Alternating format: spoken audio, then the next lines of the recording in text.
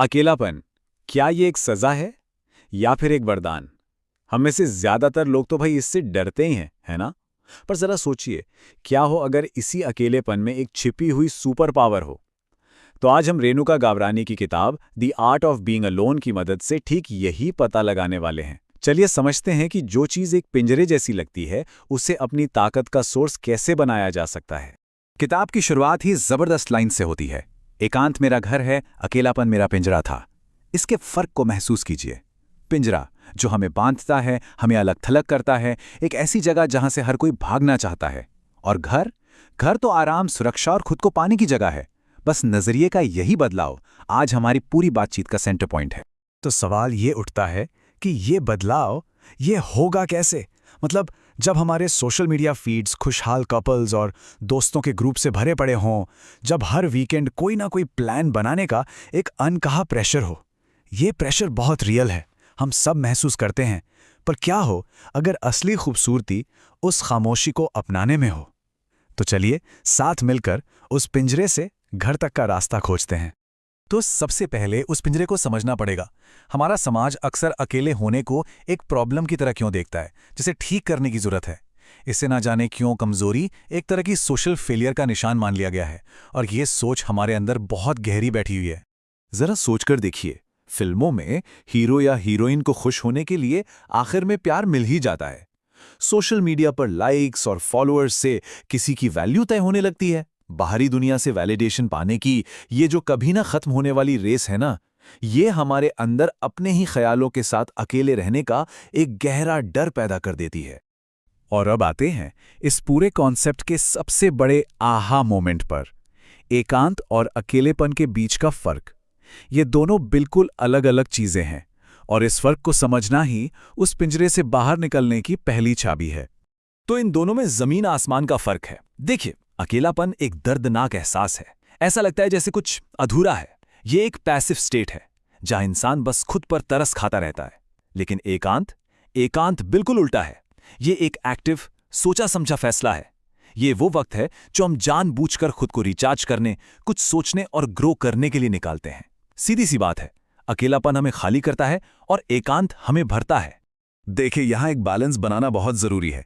ये किताब एकांत की ताकत की बात करती है, लेकिन इसका मतलब ये बिल्कुल नहीं है कि दुनिया से पूरी तरह कट जाएं। हेल्दी सोशल रिश्ते हमारी मेंटल हेल्थ के लिए बहुत जरूरी हैं। असल में जब कोई अकेले में खुश रहना सीख जाता है ना, तो वो दूसरों पर खुद को खुश करने का प्रेशर डालना बंद कर देता है।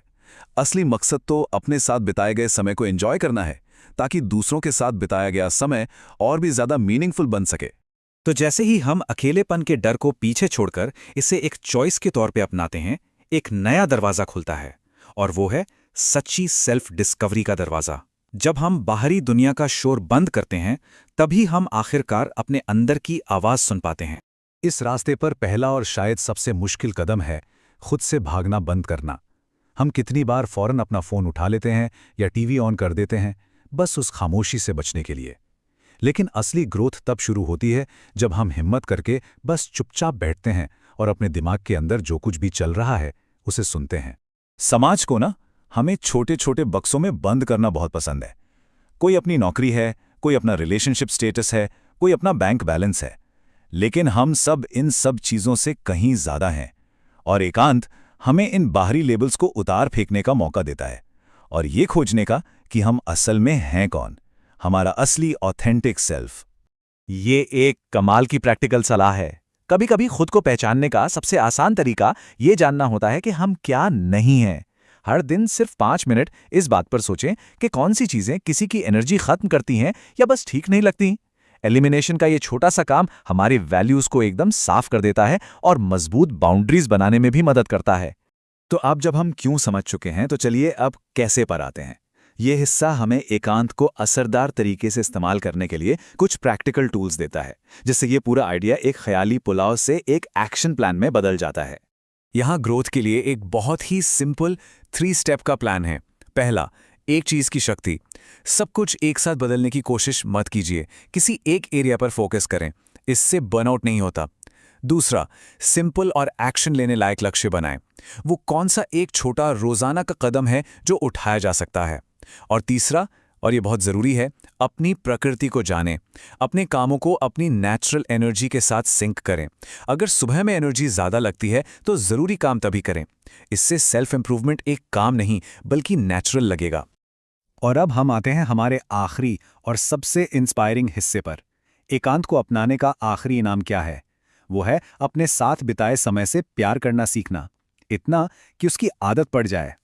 यह तस्वीर एक बहुत खूबसूरत बात बताती है। हमारे अंदर एक पूरा ब्रह्मांड है जो बस खोजे जाने का इंतजार कर रहा है। हम खुशी की तलाश में कितना वक्त बाहर बिताते हैं, दूसरे लोगों में, चीज़ों में, अचीवमेंट्स में, जबकि सबसे बड़ा खजाना तो हर वक्त हमारे अंदर ही होता है। तो इस अकेले समय को एक्साइटिंग कैसे बनाया जाए? अपनी महत्वाकांक्षाओं पर काम करना शुरू करें। कोई नया स्किल सीखें जिसमें हमेशा से दिलचस्पी रही हो, चाहे वो गिटार बजाना हो, कोई नई भाषा हो या पेंटिंग हो। दिन के सिर्फ 15 मिनट भी जिंदगी में एनर्जी और एक्साइटमेंट का एक नया सोर्स बन सकते हैं। अपने दिमाग के क्यूरेटर बने और उसे उन चीज़ों से भरें जो सच में फैसिनेट करती हैं। तो चलिए इस बातचीत को एक सवाल पर खत्म करते हैं। एक ऐसा सवाल जिस पर सोचा जा सकता है। ऐसा कौन सा एक हुनर या कोई जुनून है जिसे अगर निखारा जाए तो अकेले बिताया गया वक्त इतना मजेदार बन सकता है कि उसका इंतजार होने लगे उस खामोशी में? ऐसा कौन सा एडवेंचर है जो खोजे जाने का इंतजार कर रहा है?